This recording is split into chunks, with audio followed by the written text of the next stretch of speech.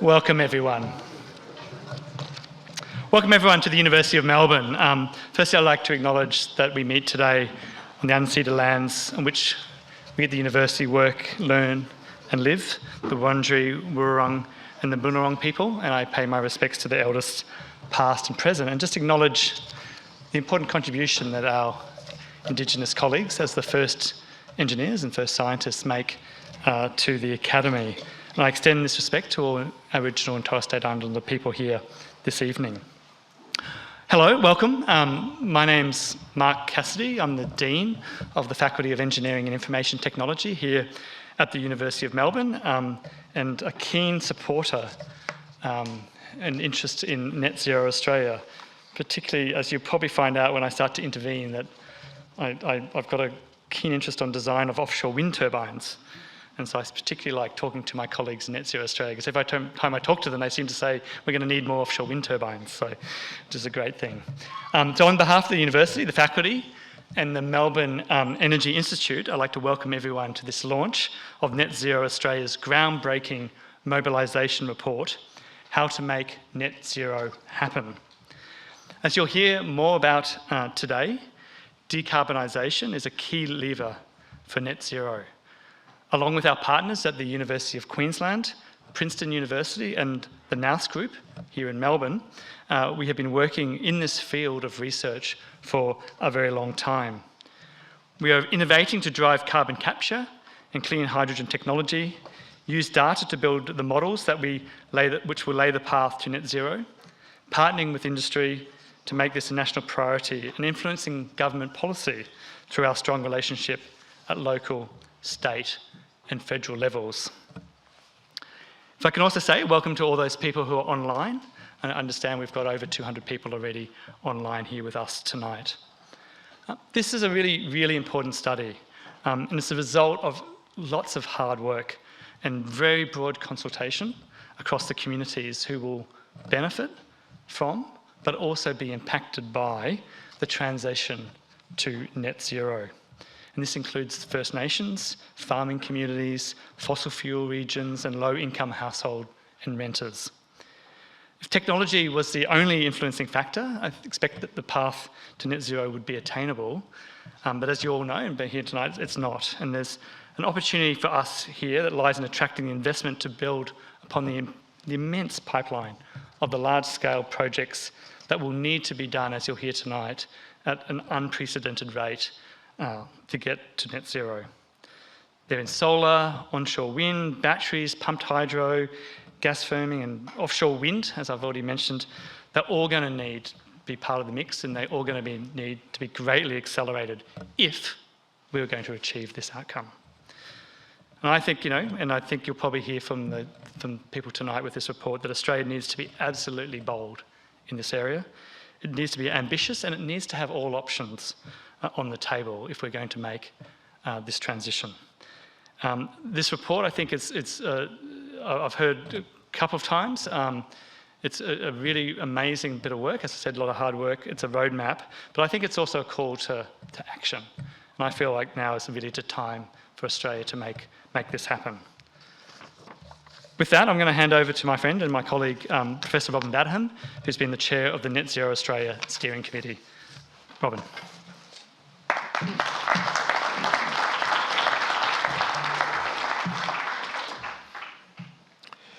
Thank you, Mark. And as one of the steering committee, let me add my welcome to everyone here tonight. I'd also welcome a lot of important people, like every single one of you, but in particular I do acknowledge that the Acting Deputy Vice-Chancellor of Research, Mark Hargraves, is with us tonight, and I'm delighted that some of our sponsors are here with us tonight. David Norman from Future Fuels CRC, Claire Anderson and Sue Brown from Worley. The list is rather long, so relax, I'm not going to go any further than that. What I'd like to do is just let you in on what you can see coming up tonight. So here's the outline of today's presentation. This is a substantial report. We've already reported all of the modelling of results, and this is turning it into action. What have we got to do to make it happen? This is very topical. At the moment, there's all this discussion going on. Are we moving fast enough? Is it doable? And you're not going to hear all of the answers to that tonight, but I'd say at least those questions are an improvement on where we were not too many years ago when the main question was, why are we bothering, by certain people. Let me move on. I'm assuming that you can read the slides so that I don't need to rehearse them in the slightest. For those that haven't caught up with the detail of the work to date, let me just rehearse some of it, and you will need to read the slides. As I said, I'm not going to cover them. So we've covered both the domestic and the current exports. And when you think about it, you've got to have a sense of perspective here. The domestic we all understand, I think, but exports are more than twice the size of the domestic in terms of the net emissions. And if you start to think about tier 3, our iron ore alone, when it's converted into iron and then ultimately to steel, sort of equals those two almost put together. There's some very big numbers here. It's not just about tweaking a little of what we're doing. It's a large challenge. So there's the program at a glance. As you can see, we've covered both domestic and exports. And I'd emphasise that we haven't assumed new technologies coming in. We've taken technologies that can be used today. Now, this is a research university. All of the part 3 of the universities are very much into research, and the Nous group also knows pretty well how to spell the words. What we've said is you can't, this challenge is so great, you can't rely on magic bullets or silver bullets or whatever you want to call them, on technologies still to appear. It just won't happen if you wait for that. They might, by the way, who can say, but don't bet the farm on it. So, moving on, about this study. Backwards, how about that? I'm often accused of being out of touch. Here we go. The work was funded very generously by gifts and grants. And I'd like to emphasise that, the generosity of the sponsors, and I've mentioned some of them here tonight. The others there you can read. That has allowed us to do the work with complete independence. Some of the press that we've had already has said, look at that, it's just paid for by the XYZ industry, insert whatever you like in XYZ. And the answer is no, totally independent. And that was very deliberate, so that we weren't tied to any industry. So I do thank the sponsors for being generous enough to hand over money to let us do all this work without demanding that we particularly focus on their interests, because we didn't. I'd also mentioned, in all fairness, and there you can start to look at the team behind this work, some of whom are with us tonight, and much appreciated. And we have to thank them a lot. I would mention that our advisory group has been very generous with their time, and we've listened to them. They haven't always agreed with where we're heading, but that's the nature of members of an advisory group. We have always listened, and to the extent possible, taken it on board. So, key members of the team are acknowledged here. There's a lot of them, and it's really quite extraordinary how well they've worked together, because remember, this is disparate groups, geographically separated, time zone separated, and yet it all happened. Some of it well out of ours in any particular area. So here we are. We're finally at the end of a 2 and a bit year process. The majority of the results in the modelling have already been tabled, already up in the public domain. You've only got to go to Net Zero Australia, the website, and you can find them and get stuck into them. Mobilisation, as we've called it, has been the last step. This is one slide that I'm not going to talk to, but it does just give you some of the flavour of the project as a whole, and I wanted to make a couple of points on it. Many of you here are actually very familiar with the project, which is terrific. And for those that aren't, I hope you soon will be. We did do 6 scenarios and many sensitivities, both demand side and supply side, plus a look at onshoring rather than exporting iron ore and bauxite, actually processing them here using zero emission energy. All of these were covered. This is quite an extraordinary amount of work. And I think that's enough from me.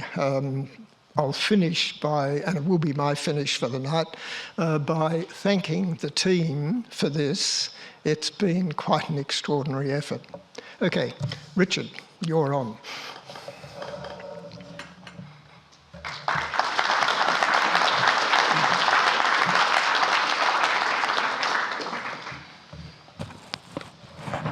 Well, thanks, Robin, and thanks also to my steering committee colleagues. Thanks also to Tim Morton, the MD of NOWS, who's been very supportive of this project. And also, I might as well thank the NOWS team that's worked on this particular report. Many of them are here tonight. Tom, Al, Izzy and Tanea. And what I'm about to do will hopefully do justice to their work. It's, as Robin said, a culmination of the work that's been done to produce a report which will build on the modelling that is all now public and is quite groundbreaking and quite forensic, to say, well, that's what the model says could happen. How would you make it happen? Or how might you make it happen? So what we're doing is suggesting that. We're basing it on the modelling, other evidence, the robust advice of our advisory group, and we have Jamie here from the advisory group. Do we have anyone else? Oh, we do also have Claire, we have David, and they have given us, you might say, a serious run for our money, and all of that is reflected in this report. We identify some long-range strategic directions that are likely to be durable over the entire transition to net zero, and we also look at priorities that look compelling for 2030. It's intended to speak to several audiences: governments, business, households, communities, all of whom have a role, all of whom will be impacted by a transition in which we're asking how should we reach net zero? And that goes to the question of what this report doesn't do. We don't ask whether we should, Robin's point earlier, we ask how could we. We don't critique governments or companies, we're not trying to be political, we're attempting to avoid expressions of philosophy and cheap opinions and base it on the best evidence that's available to us and not go past that. You won't see deep sectoral or regional analyses. There are some case studies, including of Gippsland in this, but really that more forensic work is for later. What we certainly do is ask the question, what are the appropriate settings to affect sectoral and regional transitions, not just for the country as a whole? We look at 4 broad mobilisation topics, and you'll see those listed in the dark boxes at the top. What are the options, the most essential options that are needed to be prioritised and accelerated to get to net zero? Then we're going to take the global look. We're currently a major exporter of fossil fuels. What role in global decarbonisation, thinking of ourselves as exporters, do we want to play? And what does that mean for the distribution of investment and jobs across the Australian landscape, more or less? Then we take a look at impacts, social, economic, environmental impacts of this transition will be profound. It's not all costs, there's also benefits, but there's a question of how the costs and benefits will be shared, distributed amongst the Australian community, and how we can advance our aspirations for the environment at the same time as reaching net zero. And then finally, the question of who's going to do what and how will they work together. What are the roles of the respective actors I mentioned before to whom this report is directed, and how are those roles in a very complex transition going to work together? How will they be coordinated? So that's the agenda. This will be a relatively light touch look over it all, with the very sincere hope that people will dig into it, into the report, look into the thinking, give us feedback and consider what it might mean for them. Let's start with options. And in each of these 4 sections, I'll look at those 4 topics I mentioned earlier, provide some context that guides our thinking, and then go into, well, what might we do about it from now?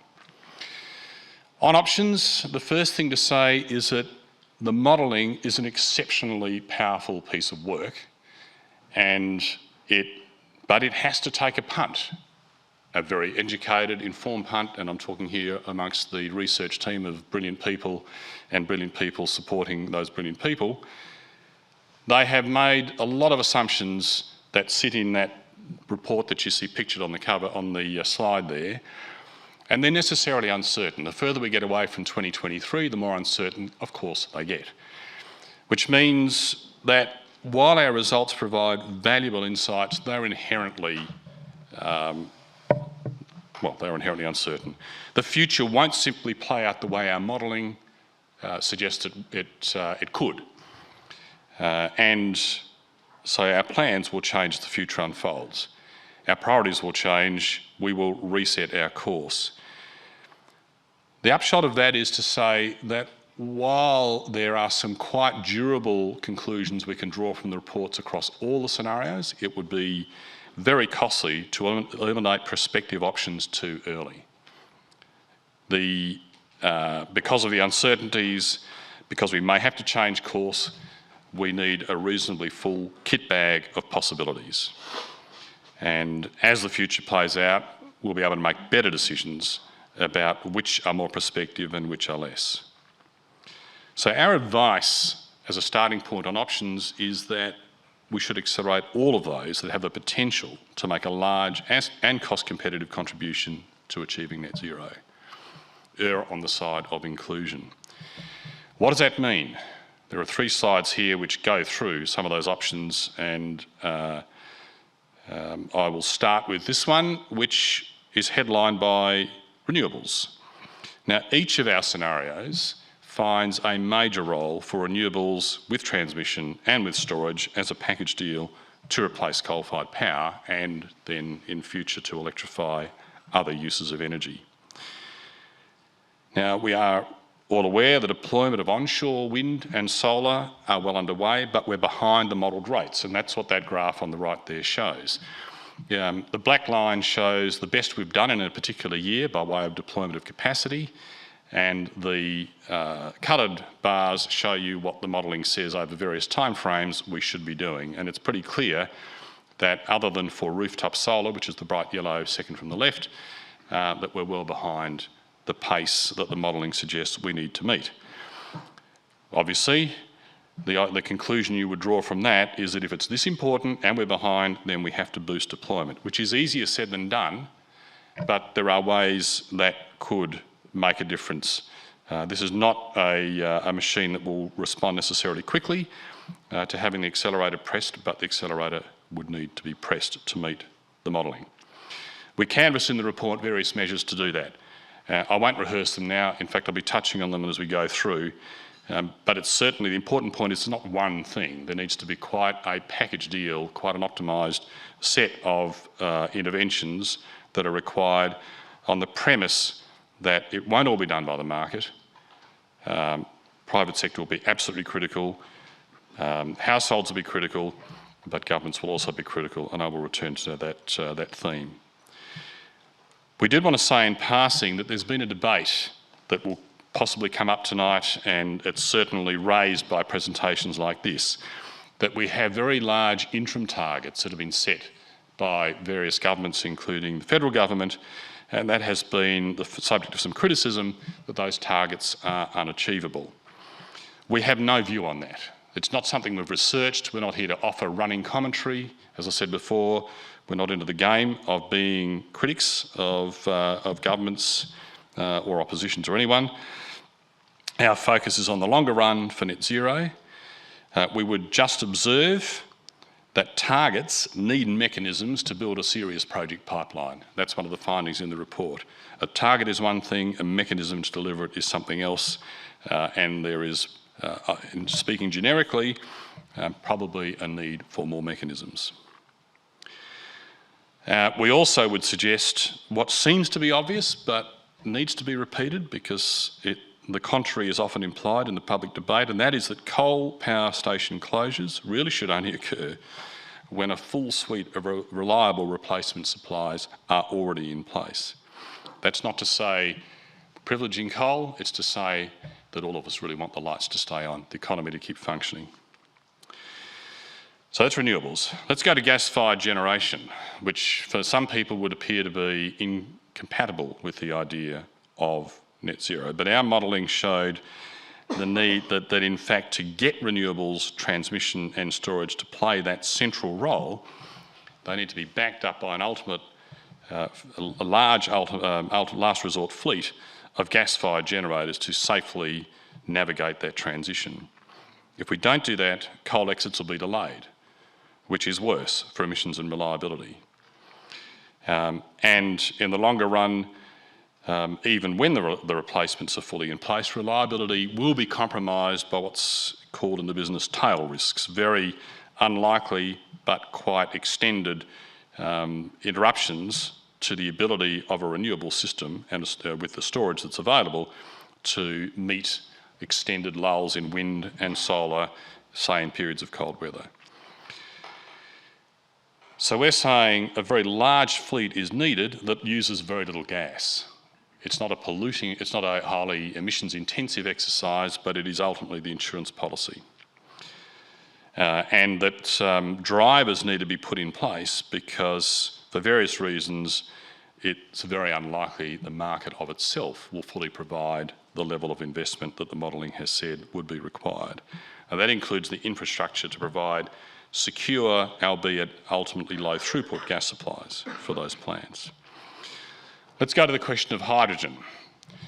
The modelling is premised on the notion that there will be an important complementary role for zero carbon fuels, particularly clean hydrogen and derivatives, for hard to abate activities, in heavy transport potentially, in certain parts of industry, and the modelling suggests that this will begin to take off in the 2030s, which means that when we think about what happens in this decade, the emphasis really ought to be on demonstrating the applications of hydrogen, demonstrating its production, early stage commercialisation, and also transferring some of the things we do well here, which is integrated infrastructure planning that is done in electricity and gas, into the domain of zero carbon fuels and in particular hydrogen. We also suggest on the basis of options are important, don't foreclose on anything that is valuable or potentially valuable, that support for hydrogen should be based on the emissions intensity of its production, not its source. Finally, on bioenergy, we're of course aware that bioenergy is widely assumed to be a growth opportunity under net zero. It's done in the right way. It's a renewable fuel. Our modelling does have a role for bioenergy, albeit a comparatively modest one compared to the other sources we've just been canvassing. However, there are competing uses of the biomass that becomes bioenergy and the land on which biomass is grown. And I'd say we're aware and that there's been a lot of promise that has been attached to bioenergy, but over many years the delivery and the actual benefits that have come from that have been rather less than the promise. And we're suggesting that it's time to assess against all of the competing uses to assess the prospects of bioenergy and find a realistic strategy for exactly what role it may play in a transition. Second slide on options concerns how we use energy. And here we look at buildings, we look at industry, and we look at land transport, which covers most of the potential uses. Now, energy use will also transition is a starting point for our thinking on the mobilisation of, or the options available for energy, for energy use. The modelling assumes a large growth in energy productivity. Electrification will be the main source of productivity according to our core assumptions for heating homes and commercial buildings, though there are alternatives in particular involving bioenergy that could reduce the displacement of gas by electricity, but the central assumption is electrification will be the main source of productive energy use. We make the point in the report that the pace of electrification that is driven should be matched with the decarbonisation of the energy supply, and that it should be optimised with measures which aren't about electrification but still have an abatement benefit, such as insulation. We suggest that energy productivity standards should be set for new buildings and appliances as the main driver of a transition to a more productive energy use, and that when retrofits and renovations are concerned, the costs of electrifying or otherwise making older buildings or existing buildings productive can be unpredictable and potentially quite high, that it would be better to rely on incentives for those aspects of the transition. There may be a case for making new homes, new buildings, all electric, but we have not done that work in sufficient detail to draw that conclusion. It would require further analysis. If we make the assumption that electrification is the main road to productivity in the building sector, that necessarily, and particularly in places like Victoria, means less use of gas and quite a diminishing use of gas in homes and small businesses.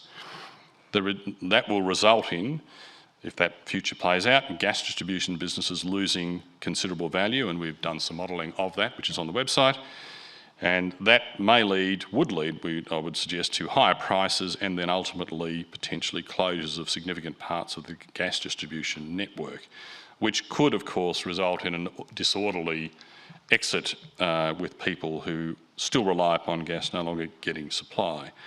So we would suggest that that users need ample notice on the future of gas to inform the choices they make today about heating appliance purchases in particular, so that they're not left stranded and high and dry when the balloon goes up, so to speak, on gas networks.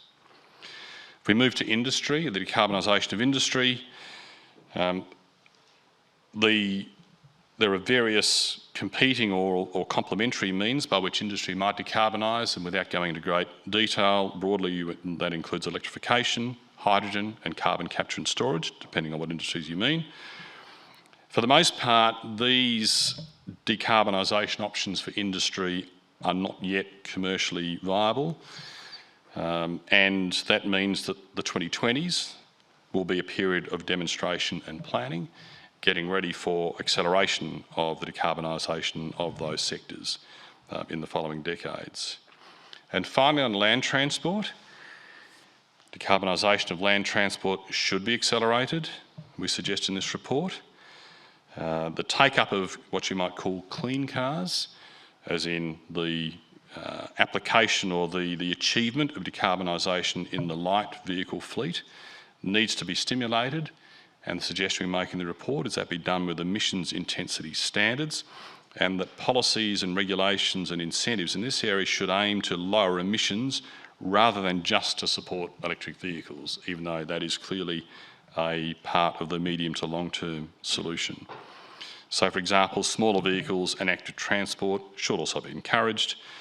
Nonetheless, because EVs are a significant prospective part of a decarbonised world with an increasing reliance upon electricity, an EV charging rollout, we suggest, ought to be supported so that it becomes easier to acquire and then use those vehicles. When it comes to the heavier and higher duty land vehicles, trucks, trains, commercial vans, etc., the decarbonisation pathways for those are less clear. And similar to the discussion of industry, we're suggesting that this is a period for demonstration of the possibilities, the laying of plans and the acceleration of deployment in the next decade. final option on slides concerns carbon capture and storage and the land sector and nuclear power, which has been the subject of some media coverage today arising from this report. Back to the modelling, it shows that carbon capture, utilisation and storage, CCUS, henceforward is needed in all scenarios, including the fully renewable case. And you see that on the right-hand side here, where the amount of CCUS goes from what is currently 1 or 2 million tonnes a year in the Gorgon project to at least 80 million tonnes in the lowest of those scenarios, which is the one involving full renewables. And just to recap, what this involves is capturing carbon dioxide from a range of industrial processes and using modest amounts for purposes that don't involve release into the atmosphere and permanently storing the rest in deep geological formations. Now, the most consistent application the modelling throws up of CCUS is using renewables to power direct air capture of CO2, or DAC to its friends. And the purpose of doing that is to offset emissions from harder to abate sources like ruminant livestock and aviation. Blue hydrogen, as it's called, could be an early user. And we recommend in the report that because of the criticality of CCUS to help, in a sense, close the gap and achieve net zero, that government support is actually needed to prepare our various carbon storage basins for large-scale storage in the 2030s. We don't anticipate much will happen before then by way of actual use, but thereafter, as the modelling suggests, it could become, and on our assessment will become, a quite substantial contributor to the net zero transition. And we set out a range of supports that we suggest would need to be required to get this industry to scale. Let's go to the land sector. Now, we did separate analysis from the modelling of energy and industry and transport on the land sector, and determined that the best ways to reduce land sector emissions are revegetation, reforestation, and reduced land clearing, and that could be worth tens of millions of tonnes per year on the modelling that we've done. We have recommendations in the report as to what would need to be done to spur that activity on. The advice that we got was that it may not require enormous incentives. It may, to an extent, be more a question of establishing what you might call a revegetation supply chain of advice, of stock to put into the ground, and we certainly think that that would need to be accelerated as part of a net zero plan. It's also possible to cut emissions from ruminant livestock, cattle and sheep and so forth, and that can be done through feed supplements and through vaccination, but the extent to which that would really work, to which it's practical, is quite limited by the size of the livestock herd and its relative inaccessibility. Unless they come to feedlots, unless they come to dairies, then actually feeding and vaccinating becomes a very practically difficult challenge. So we're suggesting, and the analysis suggests, in fact, that this is not highly prospective and likely to be to create a demand, in fact, for offsets rather than for decarbonisation. So that, in fact, leads to the conclusion that, the third conclusion on this slide here, that the land sector is likely, on the analysis that we've done, to be a net purchaser or consumer, if you like, of offsets, rather than what is commonly assumed, that where decarbonisation in energy, industry or transport is difficult, that the gap will be closed by offsets that come from the land sector. Back to our point about CCUS and the importance of direct air capture, we're suggesting one of the reasons that needs stimulus is precisely because the land sector will need help itself. to get to zero from some other source on the evidence that we have provided. Let's go to nuclear power. Now, our modelling found that nuclear energy will make at most a modest contribution. We ran a couple of sensitivities on this. And then only if costs fall well below current international best practice and the build of renewables is constrained. So we suggest in the report proceeding on the premise that there will be no contribution from nuclear. What that practically means is do not adjust aspirations for renewables, for CCUS, on the basis of an expectation that nuclear will take a lot of that task over. That conclusion is reinforced by the abundance of our renewable resources, our historical inexperience with nuclear, and the long development lead times of nuclear plants, which would be even further elongated when you're talking about a country which in a literal sense is naive on nuclear.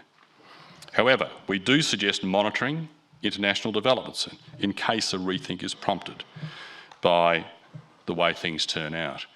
Back to the earlier point about the uncertainty, this is a judgment that we think is quite justified at a point in time, but the future could be different and we have to stay alive to that. So that's options. Chair, how am I going for time? Right.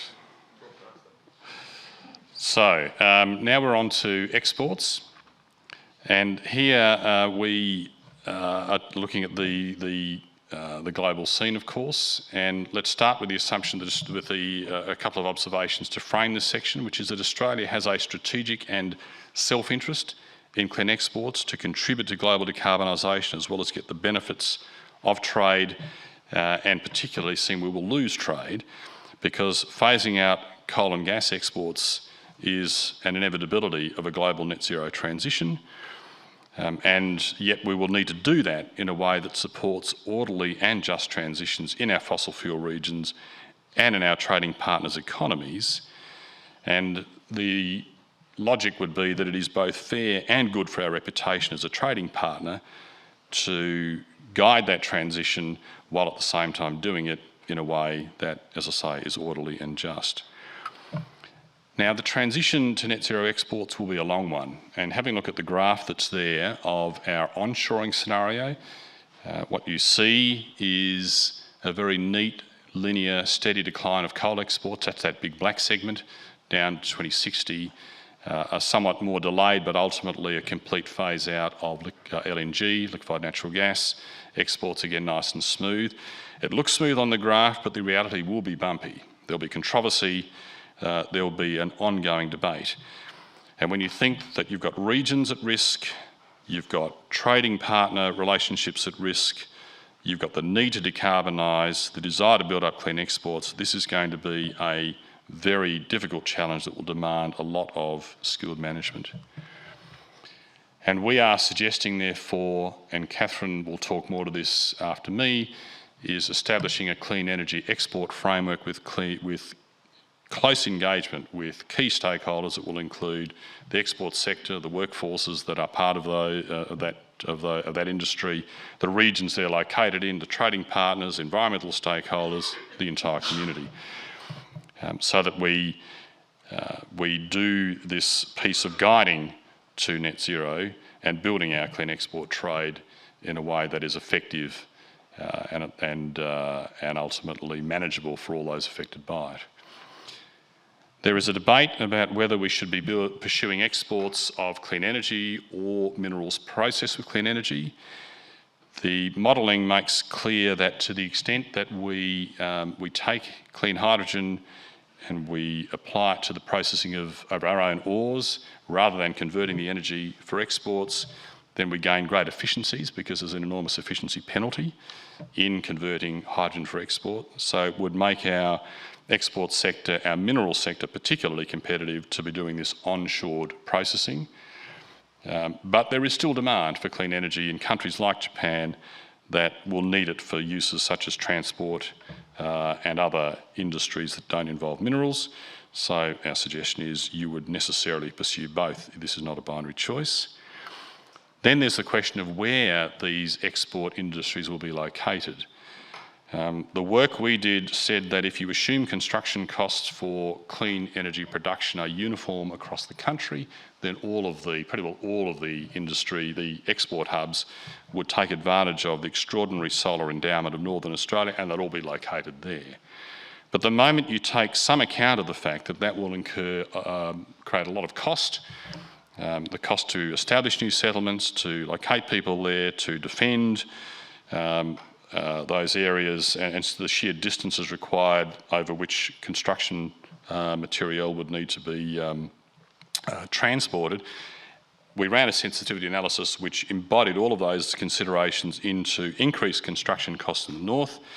That analysis shifted the clean energy exports to Queensland and the southern states in quite a dramatic fashion, which does suggest that it may be viable.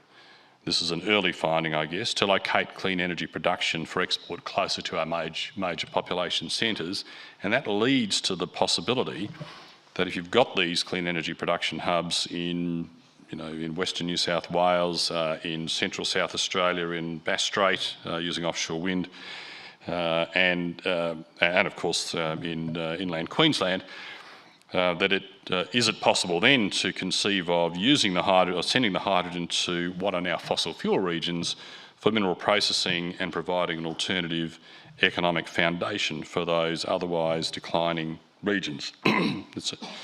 It's a theory, it's got some evidentiary evidence to back it, and we suggest that be the subject of further planning. And there'll be a need to boost a skilled workforce. We've done work on the size of that, of the workforce growth, another 650,000 people, roughly speaking, a 7-fold increase, which would in turn create many more jobs to service new industry centres. That's going to be a challenge and an opportunity for the education sector, and it will also require a rethink of skilled immigration and the recognition of qualifications, and all of that set out in the report. 3 other global questions. One is we should identify import replacement opportunities. It's not only about exports, it's also about the converse. Now, the modelling assumes that we're going to replace oil imports with our own fuels, whether that be electricity for EVs or some kind of hydrogen derivative for other forms or the heavier vehicles. And that prospect is obviously quite live for Australia because of the sheer size of our renewable endowment that I mentioned earlier, and it would be potentially applicable to land, sea, and air transport, and the jobs that would come with that would be substantial. Urea is another example where we have, which is a vital input to farming as a fertiliser, can be made with either blue or green or both versions of hydrogen, and would avoid high emissions from unabated production overseas. And we would suggest that it's another strategic opportunity for import replacement that ought to be identified, and if it comes up, Trump's pursued. Similarly, with the enormous amount of construction we're talking about, the huge amount of infrastructure that would come in to Australia, the appliances, the equipment, that will largely be manufactured offshore in the world economy that we're in. You've got Australia's not in a position to be particularly self-sufficient in the production of and the manufacturing of all that material, but with so much coming in, there are surely going to be opportunities for local industry to increase its participation, and that needs to be approached strategically and selectively, but we suggest it be given a lot of forensic attention to make sure that we gain optimal benefits out of the establishment of those enormous construction programs. Final global point concerns international aviation and shipping. We, like all countries, do not have any obligation to take our share of international shipping and aviation emissions. We suggest in the report it would be prudent to begin preparing to do so that we don't have to scramble to catch up when inevitably that allocation comes to us. We're a very transport-dependent country, international transport-dependent country, and we also have the ability to make sustainable fuels for planes and ships that have to refuel here, and therefore we suggest that be done proactively rather than reactively, that we shouldn't wait. Let's go to impacts. So the map on the right-hand side is one of the downscaling products of the research report, and it's not as perhaps as easy to see as if you were scrutinising this on your home screens. But the amount of land use change that is going to attend to such a large renewable rollout is enormous, unprecedented, and that will create impacts, as I said earlier, social, economic and environmental, benefits as well as cost, and they'll fall unevenly across society and our landscape. So that will need to be dealt with. We also have to deal with the impact of fossil fuel regions experiencing losses, the decline of their industries, the fact that low-income consumers will face costs. Well, of course, everyone will face costs, and our analysis did show that energy's share of economic activity should stay roughly the same as it is now through to mid-century, but nonetheless the costs are significant, and you would expect they would be hardest for low-income households to afford, so that needs to be dealt with. And finally, there's the risk that affects everyone, all households, all business, of a disorderly transition, and I alluded to that earlier, that could be created by the premature exit, of coal-fired power. So our guidance here, our conclusion is that reducing impacts and sharing benefits will be critical to success in transition. Now, we are used to community opposition to major infrastructure projects, and as we're aware, they can lead to protracted disputes and approvals. The graph that you see there shows that freehold land, pastoral leases and Indigenous estate will be mostly the categories of land most affected by net zero infrastructure. Also, there'll be large impacts on biodiversity negatively through land clearing, which is inevitable when you put things like power lines on the ground, across the landscape, and other forms of infrastructure, but also positively through reforestation and improved rangeland management.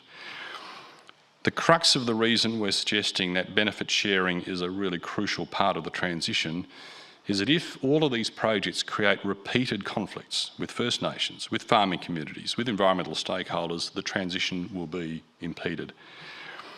An autocratic approach is not consistent with the kind of society we are, and so you have to go into the front foot, we'd suggest governments and developers negotiating comprehensive benefit sharing agreements with the most affected communities. A partnership approach is vital to build trust and ensure a fair outcome. And for First Nations, shared ownership and the building of community capability are also important, and Jamie Lowe, I'm sure, will talk to that briefly, shortly. Reversing biodiversity, widely agreed priority.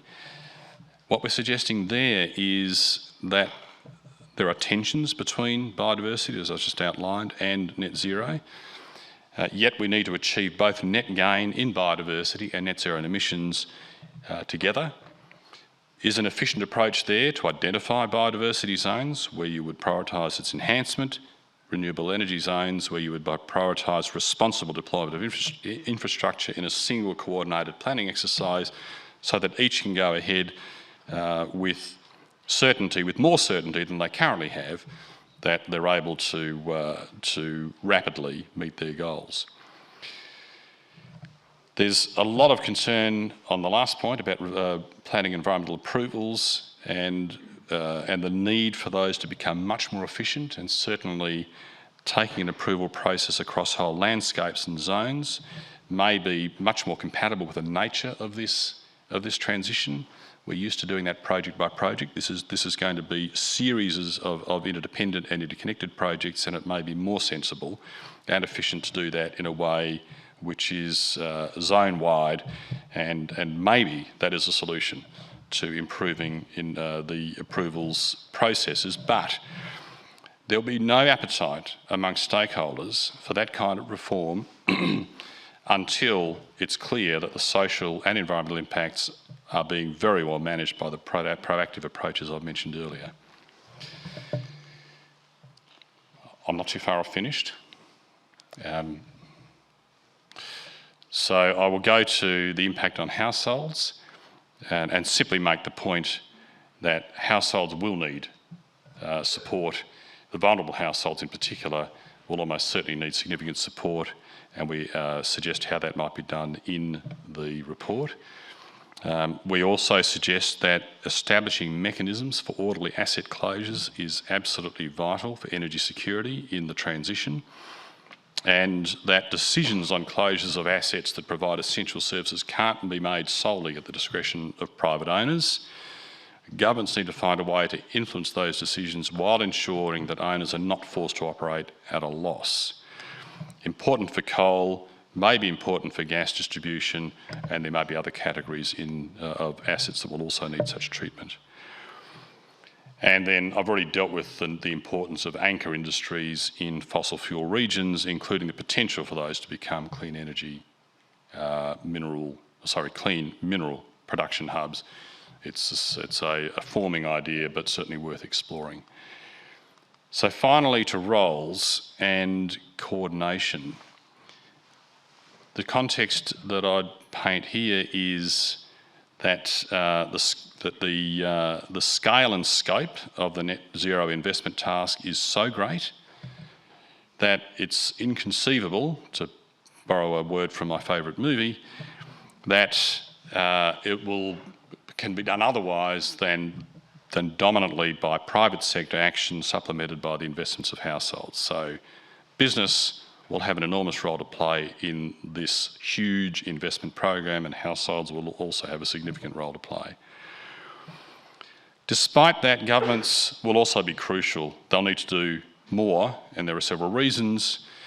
The willingness to invest privately, voluntarily in decarbonisation is limited. There are so many risks involved in private investment in this very turbulent environment or this very rapidly evolving environment that decisions on net zero infrastructure will be made in. The risks are so high, and the capital intensive nature of these investments is so great that governments will need to accept some of that risk to unlock the capital and accelerate its deployment.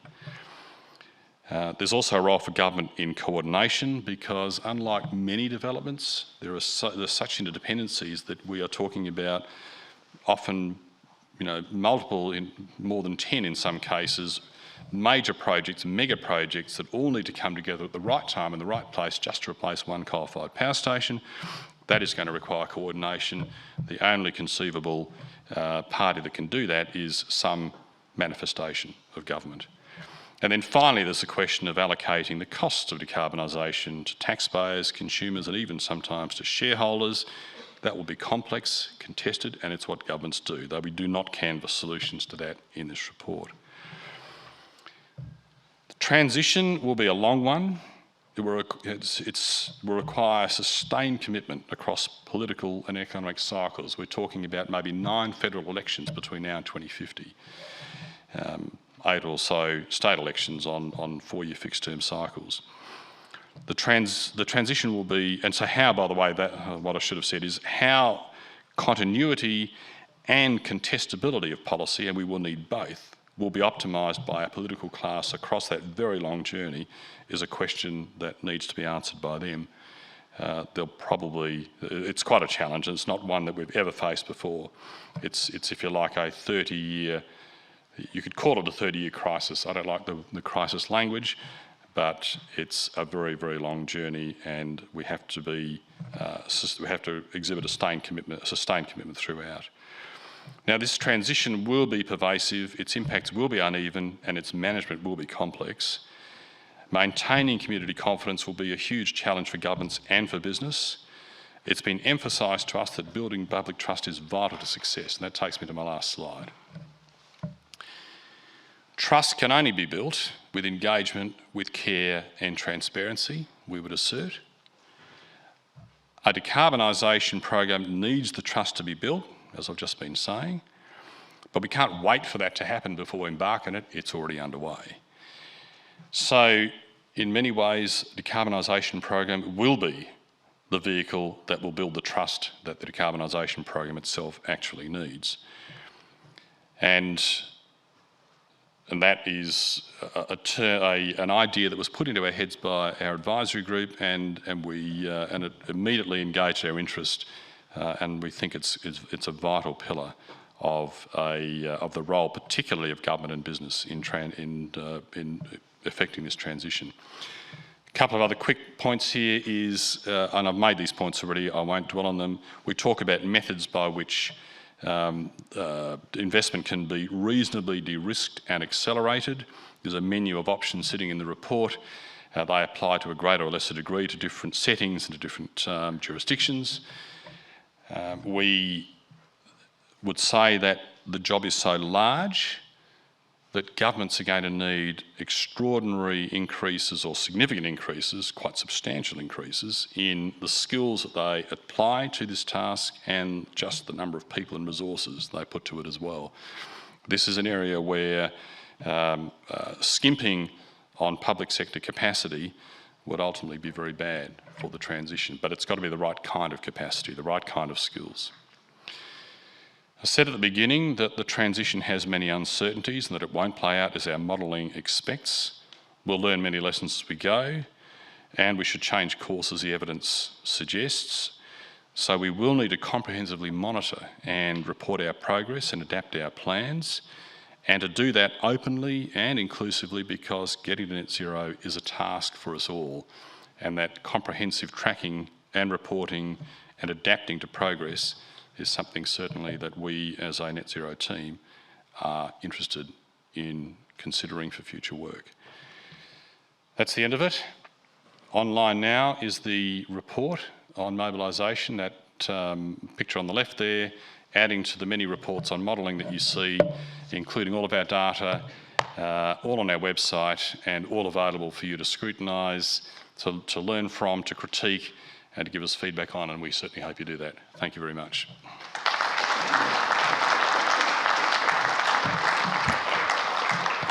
And now, to begin the reflection segment, Catherine Demansky from the Steering Committee. Thanks, Richard.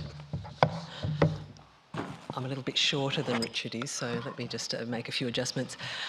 It's been quite a journey that you've taken us on, and it's going to take us some time to soak on the presentation we've just heard and also the result that underpins this presentation.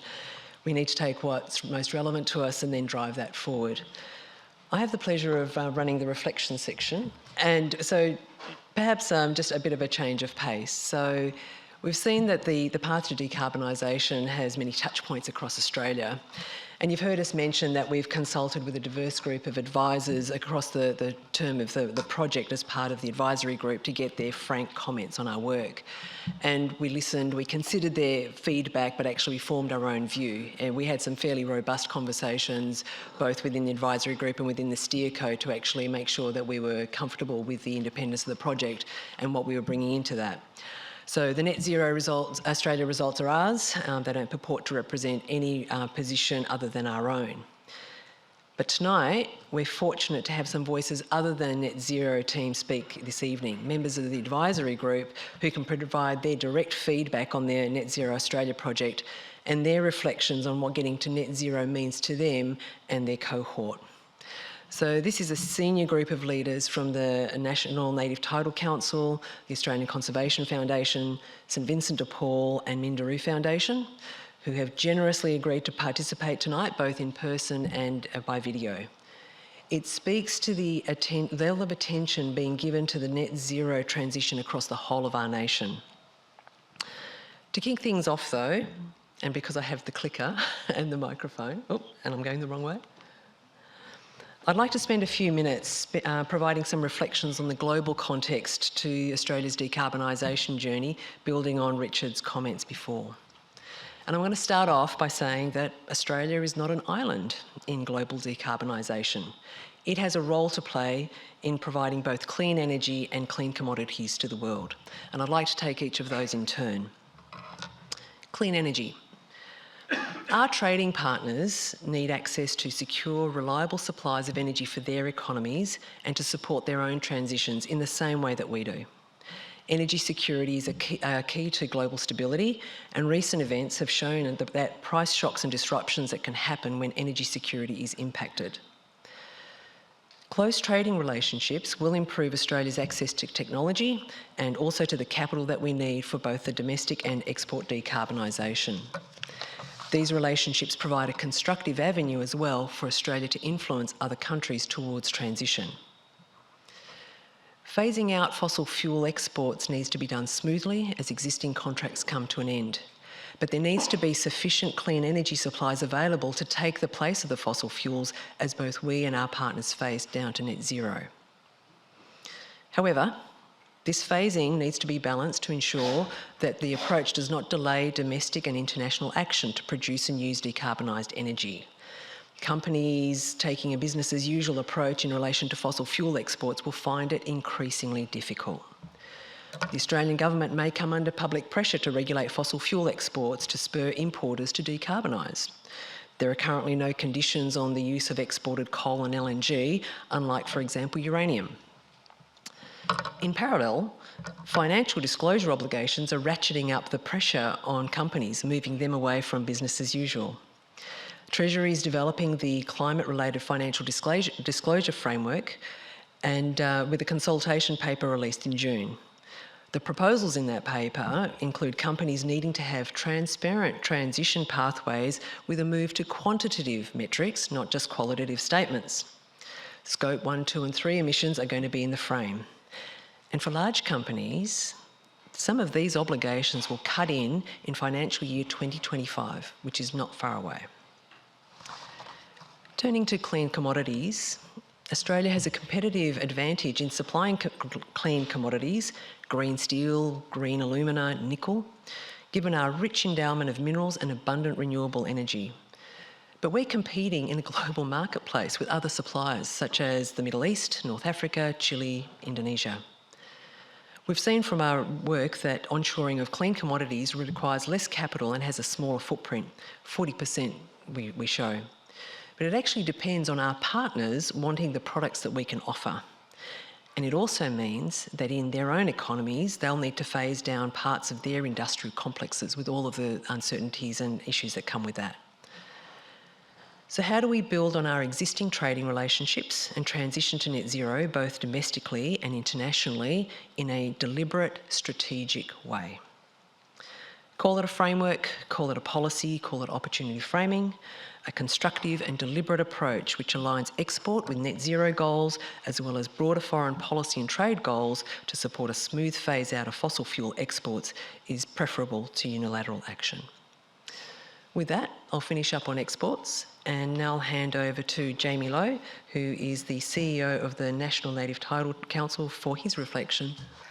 Thanks for the intro and thanks for the journey that we've been on for the Net Zero project, and we've really appreciated I guess being invited into the conversation of giving our perspective on the net zero and the transition into a new energy world in the globe. I had the pleasure of only last year attending COP27 in Egypt, and I guess gave you an acute awareness of not only the complexities of climate change and we're dealing with, but just being a small boy from country Victoria, you realise you're kind of a small fish in quite a large pond, and you realise that it's not only about climate change, it's about money, and it's about politics. And if you weren't acutely aware of that before going over there, where 40,000 people flew across the globe to converge in Egypt to talk about climate change, ironically,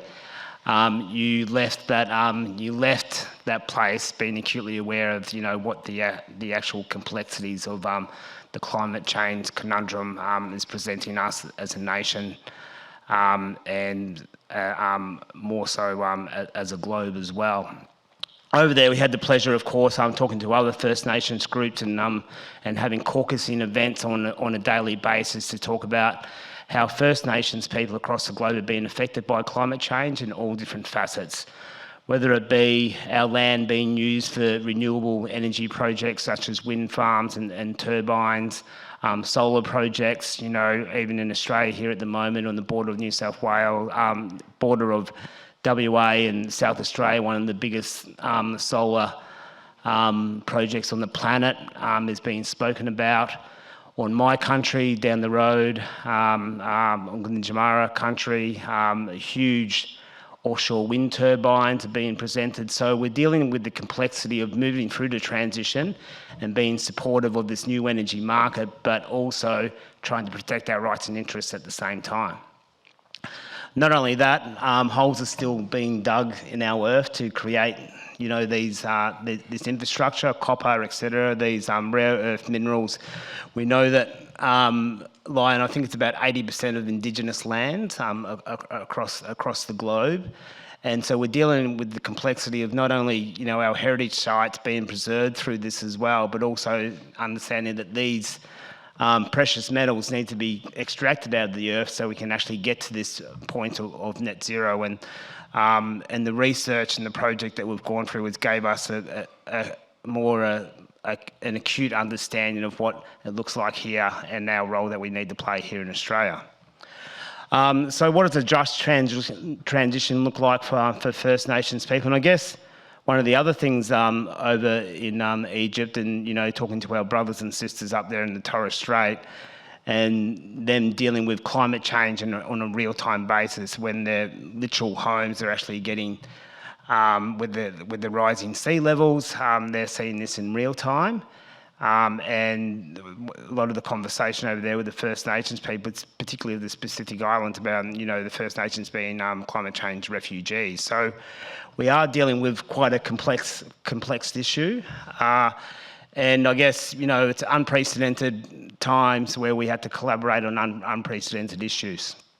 So I guess what within Australia, we've had quite a learning of the resource and extractive industry over the last 30 years, particularly since the native title decision in 1992. And that brought about a new way of doing business, particularly on using First Nations land, and agreeing to, you know what that use may look like through the ILUA process of the Native Title Act. So we've got a bit of a 30-year view, and even post or pre the Native Title Act, we are now going back and rectifying some of the past wrongs through reparation packages and compensation for First Nations groups with their land use as well. So we know that within the new renewable boom, that we know that this just transition looks like we need to have equity share in these projects, and we need to be in control. We need to be able to uphold the principles of first free, prior and informed consent as stepped out in the Declarations of Rights of Indigenous People. We know that First Nations people are living in some of the most vulnerable situations in the country as well. So the energy supply for those houses is critical through this, and supply chain needs to get to those homes as well. We know that economic stability, jobs, etc., are going to be critical through this process for First Nations people as well as we move through the projects. And we know that policy and shifting from the governments, both at a state and federal level, is going to be critical to enhance, I guess, First Nations rights and interests through these projects. So I guess in closing, it's been great to be involved, and I'll be in the audience, and if people want to take any questions, I'm happy to do so. Thank you.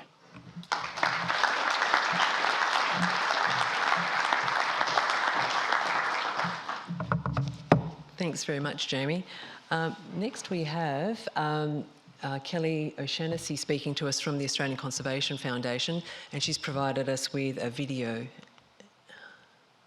It won't be a surprise to many of you that the Australian Conservation Foundation is a big fan of a Net Zero Australia, and this report shows that the way to get to net zero is through renewables and renewable powered exports, and to phase out coal and gas in a planned and careful way, but in a rapid and fair way.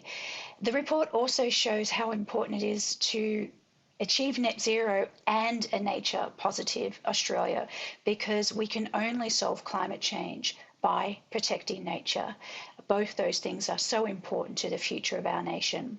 I hope that you join with me to work as hard and as quickly as we can to get to a net zero and nature positive Australia.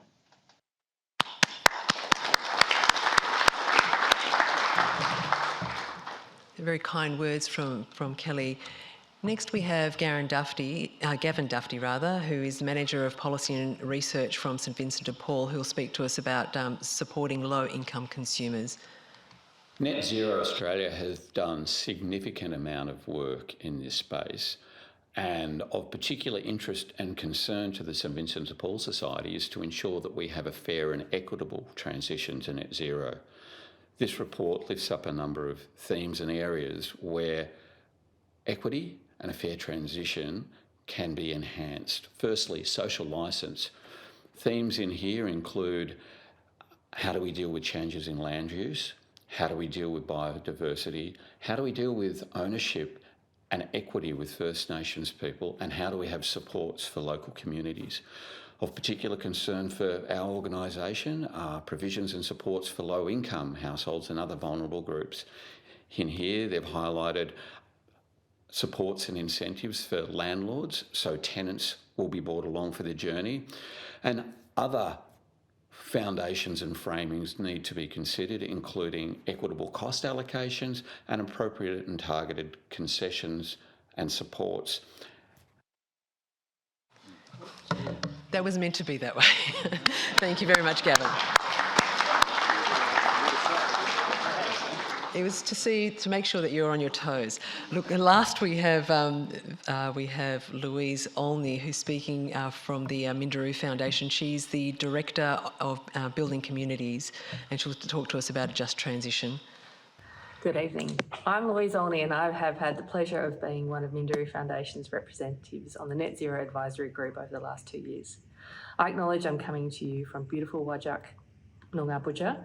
I acknowledge all First Peoples of our beautiful lands and celebrate their enduring knowledge and connections to country. I pay my respects to Elders past and present. This work has been ably led by Robin and contributed to by a vast array of experts. My congratulations to the team for the diligence in pulling this together, wrangling with disparate views, gaps in research and data, and evolving technology. It's clear that this work has deliberately and methodically considered research and data to create Australia's first roadmap to achieving a net zero outcome by 2050. The team's pursuit of accurate and detailed current state information revealed shortcomings in what we know about the richness in biodiversity in this wonderful country. This, quite aside from the recommendations shared tonight, is a point worth noting. There is more to know about the richness of this place and the value we place on environmental and cultural assets outside the coastal fringe. Net Zero's mobilisation recommendations cover big shifts across social and economic policy domains. It begs us to ask big questions and thoughtfully consider what's possible when we acknowledge that a change of this magnitude won't happen with our current settings.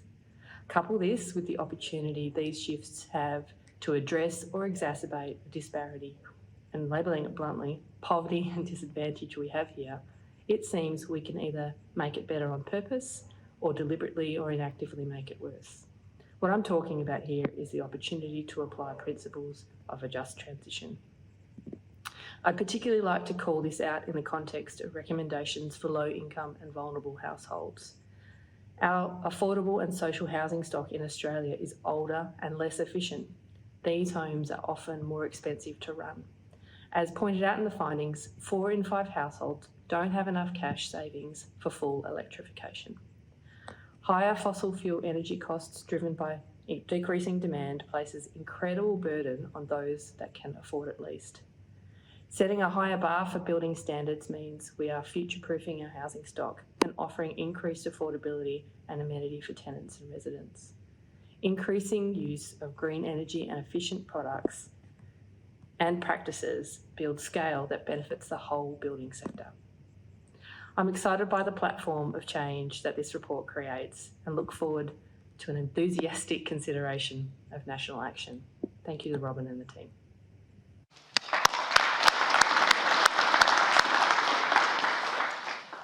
So I hope you found that insightful, and I think you'll see that there are some common themes there, that the scale and the speed of transition of decarbonisation has so many touch points across the environment, across biodiversity and cultural impacts, and that needs to be considered in the phasing of how we progress. Producing green commodities requires touch points with First Nations and communities there. How do we learn, how do we bring the best of what we've done before to actually have the big shift that Louise talks about? This is a platform for change, and it allows a conversation to be had that actually forces us into the radical middle, I'd like to call it, where actually we're each entitled to our own views and we each have our own cohort to which we're responsible for, but at the same time, to actually get this big shift, how do we find that alignment to work shoulder to shoulder rather than just shouting at each other from soapboxes? Thanks very much to all of our speakers, really appreciate it, of the videos and also with Jamie being here in the room. That closes out the reflections part of it, and we'll move now to the panel discussion. Great. So just while we're getting ourselves ready, so we have Richard, who you've heard from. We have Chris Gregg, who's here from Princeton, to be able to speak to us. We've got the rest of the steerco. We're gainfully utilising them, and they've got microphones to walk around the room for any questions online, in the room rather, and we also have questions online. Just while we're sorting out the IT, and as people know me, I have a bit of an IT black cloud that seems to follow me wherever I go, but Melbourne Uni tells me that they've sorted it, thank you. I do have a question just while we're sorting ourselves out there, just to start kicking things off. I might just ask a question to you, Chris. Given your work on Net Zero America and your involvement with Princeton, what perspectives do you have and you'd like to share on the policy approaches to mobilising the transition in the US and elsewhere? I guess I could start with the US, where, last year, 2022, we really got past the Inflation Reduction Act, the Infrastructure and Jobs Act, and a support for a huge loans program expansion from the DOE, which is in the order of nearly $400 billion. So all up, if you add up what could be deployed or public funds that could be deployed under these schemes, it's almost $1 trillion. So it's a pretty big lift. And it's useful in bridging the gap on the economics. And so it depends on your perspective. My colleagues who use models, right, somewhat stylistic views of the world would say the IRA and the Infrastructure and Jobs Act could reduce emissions by 45% by 2035. So it's a fair way short of Biden's goal of 50% below by 2030. But we always knew that, right? It was a compromise from Build Back Better, which was kind of what the basis of our original report would have recommended. But I think stepping back, what I've done over the last year is talk to a lot of companies who are trying to deploy, solar, wind, transmission, hydrogen projects, CCS projects. And so whilst the economic gap is bridged by particularly tax incentives under the IRA, the government is not having this hands-on coordination role that Richard talked about. So things like sort of making sure that transmission is expanding fast enough to support the addition of renewables is not happening. Supply chains are not being created fast enough to support the addition of renewables. But nonetheless, solar's looking okay. We're probably close to where we would like to be, but wind has tanked. So wind deployments last year dropped by a factor of 50% because of supply chain constraints. The grid is completely congested and we're struggling to get that expanded. And then when I go to hydrogen, we have a target for 10 million tonnes a year of clean hydrogen by 2030. Our gut feeling, based on talking to industry, is we might get to 1 million. And then CCS is also going to be quite small. So I think we're going to see some nice projects done, but I don't think we've seen that. I don't think the IRA or the other incentives are going to really catalyse what we needed for the 2030s and 2040s. So I'm cautious about this potential. I think Europe's done it slightly differently with the Green Deal. provided a lot of incentives, targets, etc. But again, I think renewables is struggling, particularly around transmission connections, and things like hydrogen, again, is likely to fall short by a factor of 10. Because these projects are just, to give you an example, to meet our green hydrogen target for Europe, we need something like 40 gigawatts of new renewables added to support the green hydrogen and around 20 gigawatts of electrolysers. Right now, the chances of projects getting through FID, like final investment decision by 2025, is probably a 20th of that. And so maybe there'll be a couple of others added. So I think we're going to fall a long way short. So despite some what we think are bold in policy incentives, that lack of coordination, hands-on government to steer transmission and big infrastructure, I think we've got to get more hands-on. Thanks, Chris. I think, so another question's come through around timing, actually, and I might throw this one to you, Richard, about what should be prioritised in order to start acting now. So thinking separately about individuals, businesses, communities and governments, what should each of those have as their number one priority action? Just pick one. Households, think about how you might electrify. Businesses, stop thinking about offsets, think about transforming your own operations. Governments, get a game plan that covers everything.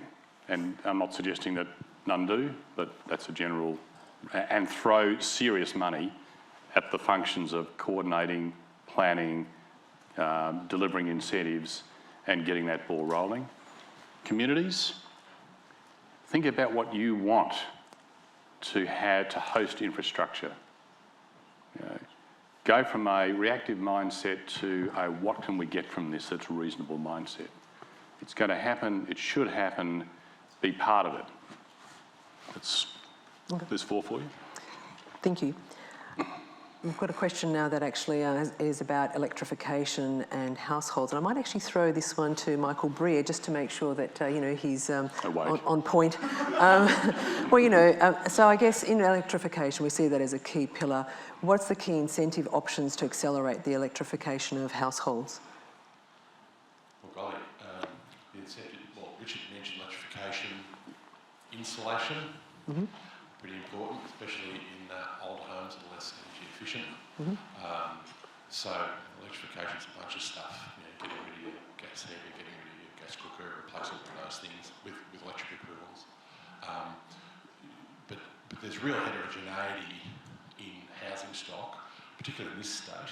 We were recently discussing with the steering committee what does energy efficiency look like across the nation, and some colleagues of ours here at the University of Melbourne in infrastructure engineering, Professor Foglienti and his group gave some important data on this. But you see, unsurprisingly in Sydney there's lots of apartments because it's a beautiful place and everybody wants an ocean view and so on and so forth, but they're more energy efficient than, for example, houses further out in Melbourne that might be 40, 50, 60-year-old houses. So I think there's a lot of heterogeneity to the demand side, particularly for residences, and so we need to think pretty carefully about what are the best things to do. In the report, I can't remember what page, the 30 to 40,000 of capital required just to electrify a household. Well, about 70% of Australian houses have that amount of money in the bank right now or less, forgetting about the mortgages, which are much bigger than that. But and we're not talking about electric cars yet, which are, for most of us, the single largest source of emissions that we generate as users. So there's a fair bit to go on that, and but very, very important, particularly for the low-income households, as Gavin and Louise mentioned. Cool. Thanks, Michael. I might just pause. I'm neglecting the audience here. If you do have a question, could you please put your hand up and we'll run a microphone to you? One right up the back. There's... Come at the back. Okay, Simon, you can go first. Please, if you could give your name and affiliation, that'd be great. Thanks. My name is Kate Clark. I'm just representing myself. You mentioned in the report that this was not a time for investing in unproven science, and then you go and talk about carbon capture and storage. So I was just wondering if you could speak a bit more about the need to invest in that in the next decade to make sure that it is part of a net zero future. Thank you. Chris, would you like to take that one? Sure. I mean, I think carbon capture and storage, we would say, is proven, but it's hard, and you can't do it everywhere. And there's a commercial gap right now. Most of our scenarios don't involve a lot of carbon capture and storage this decade, but they involve a pretty substantial expansion from beginning next decade. And so if we want to be able to be ready for that, we're going to have to invest in, I'd say, subsurface characterisation, so better understanding where and how much we can store. And we're going to have to do some demonstrations to try and bridge that commercial gap that's there now, and to better understand, you know, just what the limitations are. So I think there's a role to invest now, more in the demonstration phase, but we really have to make sure that it is an option that can be expanded from 2031. We can't just wait to 2030 and say, right, let's start expanding CCS. Great. Thank you, Chris. So CCS is one of those topics that seems to cause some debate. I'm going to move to another one that it seems to be a hot topic for people, which is around nuclear. And this is an online question that's come through, which is, why do you deem that nuclear will make only a modest or no contribution to net zero, given the lowest emissions per unit of energy produced? What's limiting nuclear power as a significant player going forward? Would you like to take that, Richard? Probably a question for the modellers, but essentially we sought assumptions on, we sought the best benchmarks on costs that were available, and even when they were lowered by 30% of the modelling, that was the result. I'm just, in a sense, that was the optimiser said would be the result of the assumptions that were quite carefully researched. But Michael or Simon might be better able to explain how that finding came about. Simon? Yeah, so it's fundamentally cost that is the driver as to why it's not taken up more in the model. As Richard explained, we did reduce the capital cost by 30% on best practice that's already around here, demonstrated at the moment. We were looking at small modular reactors. We did incorporate some of the more, I guess, integrated ways that reactors could be used in the modelling. And that was the fundamental result, that renewables cost falls so sharply that in the time frame that nuclear could be deployed in Australia, the model chooses to deploy renewables. So it's not. And it's taking into account the on-cost of renewables. It's taking into account storage and transmission. It's not simply saying renewables are cheap on their own, therefore. So it's a system analysis. It's the best we can really say.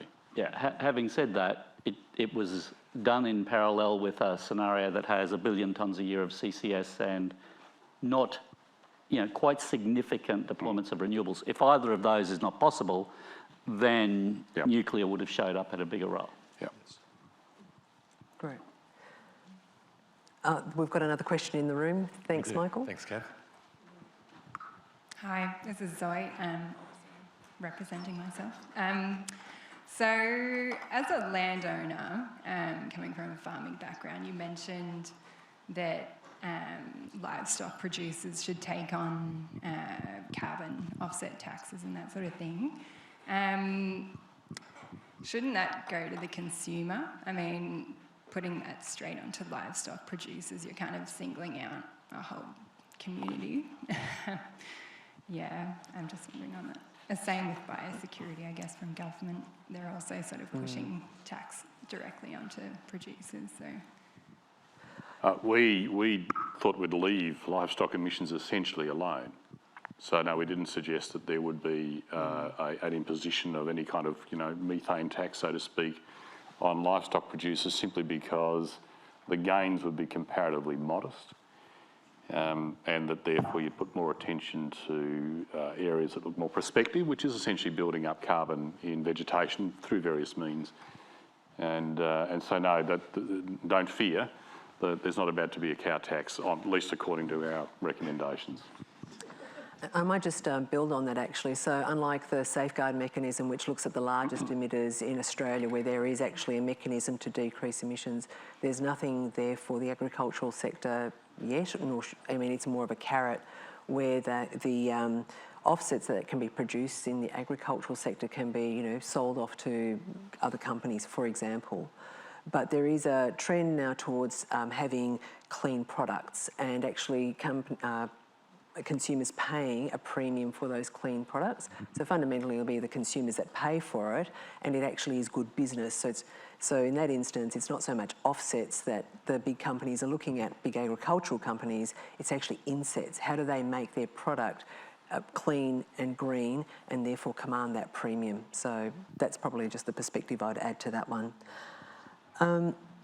I have a question in relation to the scenarios, and this is one for the modellers actually, just around global warming and how do the assessed scenarios actually align with the targets from the Paris Agreement of 1.5 to 2 degrees, and have climate tipping points been taken into account in the modelling? I might throw this one to Simon, if that's okay.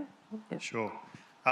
So in terms of the carbon budget, the linear approach that we took for the carbon budget uses more than what it uses about 6% of the global carbon budget, which is more than what Australia typically would be assigned by some sort of fair share mechanism. But by including exports in that, we actually are providing about 6% of the global energy demand by 2050.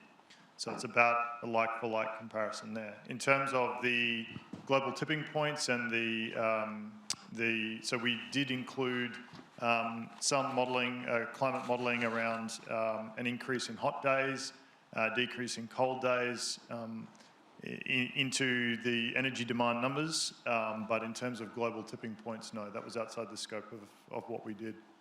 I'm not sure if, Michael, you wanted to add anything? Well, we could have changed our trajectories, but I think broadly speaking, the recommendations would be pretty similar. So, overwhelmingly renewable builds, and if you decarbonise quicker, then you build stuff faster and stuff like that. But that's absolutely right. Great. Just while we're looking for, if you've got another question in the room, please put your hand up and we'll get a mic. There's one there, Michael. I'll read this one, Simon. Okay, great. Thank you.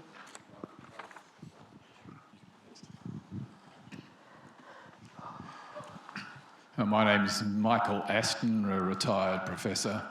Just want to say that the report that's been done here, I find amazing in its scope and its depth, and the fact that it's managed to steer clear of getting into politics, and I find that fantastic.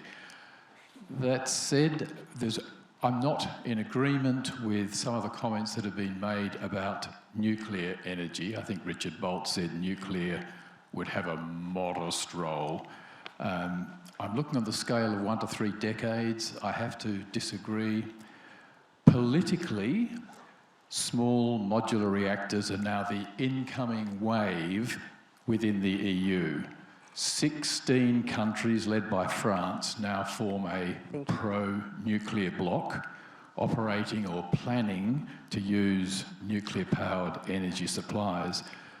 The latest country to join them is socialist Sweden, which announced just 2 weeks ago a shift in its policy target from 100% renewable to 100% fossil-free electricity. Excuse me, Michael, thank you. But can we just get to the question, please? So that we've got here's the question. Opportunity for... In the face of these changing attitudes to emissions-free nuclear power, should we be learning more from Europe, especially as we look to decades 2, 3 and 4? It's a really good challenge. And nuclear comes up as an ongoing issue. I think where we're starting from is, I would use that old chestnut about the person who's lost in Ireland and saying, if you're looking for Dublin, I wouldn't be starting from here. Where we are is we actually don't have the ability to have nuclear power in the mix. It is actually prohibited under 2 sets of legislation. So as a technical option, yeah, great, let's get after it. But there is a social licence piece there to bring the communities on board to be able to support and allow it. And that will take time. That will take constructive engagement and conversations. It's not going to be something that you can snap your fingers and get there. So there's that non-technical risk piece of nuclear, which needs to be called out here. It's not just a technical debate, and we've seen that throughout all of the sort of comments from all of our different cohorts and communities, that actually you need to have the communities wanting it, not having the transition done to them, but for them. Can I clarify just the point though, because the point that we make is firstly the modelling suggests under assumptions which, as Chris has said, could all in some cases be questioned, but they have been based on careful research, that there's no case to now look at our renewable targets and change them to say, let's just make room for nuclear, we don't need as much of that. But we also say, keep an eye on what's happening internationally. Countries that have far fewer renewable resources than ours are necessarily going to look for other options. Makes sense. Countries that have already done that and have actually got substantial nuclear industry, Sweden, France are cases in point. France's electricity sector is predominantly already nuclear, right? So the thing that we would say is, let them forge a path, let's us forge our path, but keep an eye on what's happening. If we hit a wall, if they come up with a magic solution, no doubt we will rethink. But now's not the time to be saying, oh, maybe we should dial down our expectations and go gangbusters, because frankly, for us, it's not a particularly prospective option. For them, it might be. That may change, but we will see how the future plays out. That's the position, is what I'm saying, that we've put. That's it. Thank you. So let's dive a little bit deeper. Oh, there's a question in the back of the room, and then I'll jump to some online questions. My name's Wayne Fitzsimmons. I'm chairman of the Piercy Foundation. We happen to be looking at the transition of the electricity distribution grid in Australia. And I have a question. The consumer rights, the consumer agency, is something that's not openly discussed from what I can see. And I think that ultimately, as the shifts happen in technologies, that the consumer agency will come to the fore, because you're saying the consumer should pay for a lot of this and share the costs. Just how does the consumer agency feature in your minds? I don't know what it's like in the US, but there's not a lot in Australia at the moment. The consumer agency being the extent to which we're listening to the consumer lobby, is that you? Well, the general premise that we're putting up here is that you won't make a transition like this work if you don't engage the affected people, which is pretty well everybody, really closely where their interests are most affected, and that has to include the consumers. Consumers are not just passive agents of change here, taking what they get over the wires and simply using it. They have to invest, and we put the graph up. There's quite a lot that we have to do to be simpatico with the change in the way we produce energy. It's also how we use energy very differently. And we've focused particularly on technology, changes in technology. There are also questions about simply the responsible use of energy, which is outside the scope of our modelling, but will undoubtedly be part of the discussion. Basic point is engagement's key. You want to build trust, you want to build action, you've got to engage, you've got to take seriously and care for the people who are affected, whether they're in regions, whether they're in various cohorts that I've already mentioned. And that obviously includes the consumer. So, critical. And can I just follow on with a question that's coming online around that, around to you, Richard, is around the demand side intervention and energy efficiency. So most of the discussion has been about meeting demand with an ever-increasing supply of energy. Has the alternative of lowering demand been considered? Well, The point I guess that the modelling has made is the modelling is premised on a very large increase in energy productivity. And indeed, because the underlying assumption of the modelling is, and it's an assumption, it's not an advocacy, but that the population of Australia will grow to 40 million by 2060, that the economy will grow 2% a year, roughly speaking, over that period. Nonetheless, what you see in the curves compared to business as usual is effectively, essentially a flat consumption or demand for energy. So that shows an extraordinary amount of effort to reduce consumption per head, but in a growing population and a growing economy, that obviously has limits according to the assumptions that we have drawn. Could you be more ambitious on all of these fronts? You could certainly put in a different number and get a different result. But the demand side and the need for conservation, the need for efficiency, the need for productivity is thoroughly included in the results. You can argue and go to the mass pack, go to the reports, have a look. You'll see a significant treatment of that.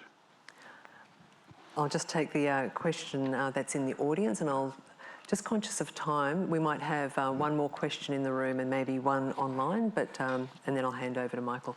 Thank you. Don Coyne, ANZ Biochar Industry Group.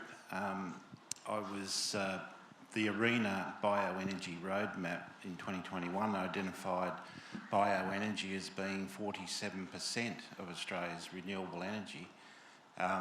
We've just launched our own roadmap and identified that there's between 50 to 100 million tonnes of residual biomass that's commercially accessible that could be transformed into bioenergy, biochar, renewable fuel, wood vinegar, and also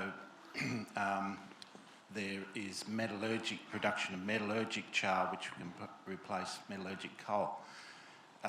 The UN has... Can I just ask you, in the interest of time, your question, sure. please? I guess I was saying biochar has been recognised as one of the negative emissions technologies by the UN. Shouldn't we be considering all of the negative yeah, of course. So the recommendation we've made is to take a good, realistic, hard look at bioenergy, not to overlook the option, not to put it into the too hard basket.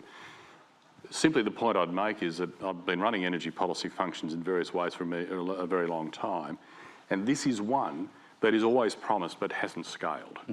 That's the issue here. It's not that it's a bad idea, it's not that we're philosophically opposed to it, it's evidence. The evidence has not been of success, and I think some of the reasons for that are that it's a distributed resource, it's costly to gather, it's hard to process, and as I said before, it also has competing uses. So let's have a look, not in an advocacy sense, but in a where can we really make this work sense and go after it, what we do think can work. Let's just not stay with targets and aspirations that don't actually... And I'm going to throw to Simon, who's across... Yep, thank you. It's Neil Marshman. I'm sort of on the Environment Institute. First of all, I'd like to congratulate everyone. I've worked with Robin Batteran before, and I know a fair bit about Michael Breer, so it's not unexpected. I think there are two things I'll take away from this really rich meeting. One is just how many moving parts there are in the solution.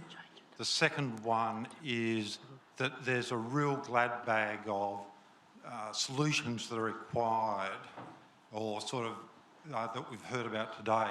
But the thing that's going through my mind is we've got a national target, we've got a whole sort of 100+ things we've got to do, but is there something in between that is missing that we can actually get things going? And I think it goes back to the first question we had, but just having 100 things to do probably suggests that we're not going to do very many of them.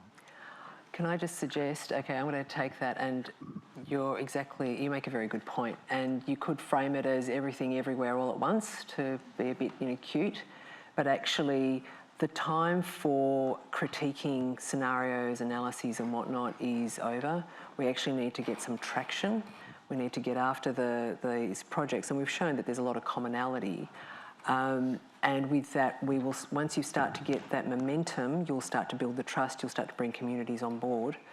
But actually, there is a danger at this point in time where the scale of the challenge is so large that we may actually lose energy and just be hamstrung by inertia. We need to get after it, we need to move. Which is an easy thing to say, hard to do. One last question from online is around battery materials, and I'll throw this one to you, Chris. What's the most important thing that needs to change to make mining battery materials in Australia more competitive than other nations? So let me separate out critical minerals for batteries and mining them, and I think that is something we would definitely be competitive at, right? We are world class when it comes to mining. The second step of secondary processing and producing battery materials is another question. It's whether or not we can scale to be competitive. And look, the same thing is true in the US. We're trying to onshore battery materials production right now. We're going slow relative to China. China really dominates that area. Yep. We're trying to bridge that gap with the US. I think it's even a bigger haul for Australia to bridge a battery materials manufacturing competitively. So, focus on the critical minerals mining, do whatever processing you can get to, but recognise you're facing stiff competition. Okay. Thank you very much. I think just in the interests of time, I'll call it short. I want to thank very much the speakers who I cut off a little bit. I do apologise for that, but it's just to see how many questions could we get in the room. Please stay afterwards. Let's continue the conversation. And I would like to thank everyone, both online and in the room, for the respectful and constructive conversation that we've been having. I think this is a really positive process to be having in the debate as we move to net zero. I will now hand over to Michael Breer over there to close the event for us. I think we might just stay on stage if you don't mind. So thank you, everybody. Before I formally close it, I'll allude to, not us, phase 2. So that's phase 1, and we're done and dusted. We're probably going to sleep for a while, a couple of months maybe, but we are looking to continue on. And as we have run this entire project, a full publicly disclosed open review process, we stood here almost a year ago, 25th of August last year, and released our interim results.